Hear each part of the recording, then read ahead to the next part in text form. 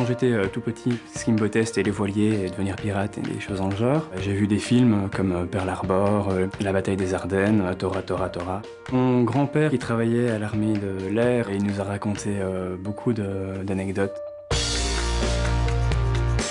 J'ai toujours aimé l'histoire, donc plus particulièrement que Guerre 40-45.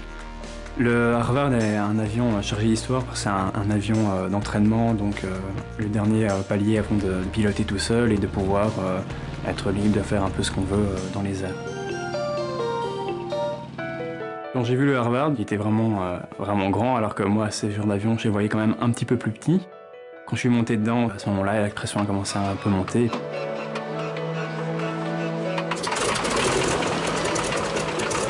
La première fois que le moteur s'est mis à tourner, ça faisait un bruit de malade.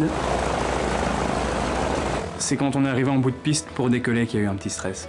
À chaque fois, c'est est-ce qu'on va réussir à décoller, est-ce qu'on va pas se planter dans le champ ou dévier.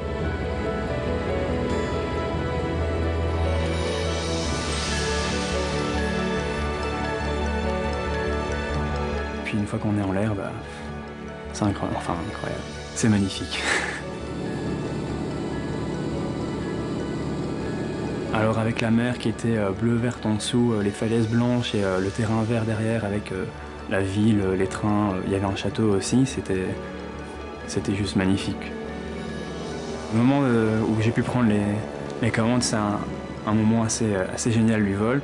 Après, quand on a fait les loopings, j'ai un peu peur de me cracher dans l'eau, mais sinon c'était beau.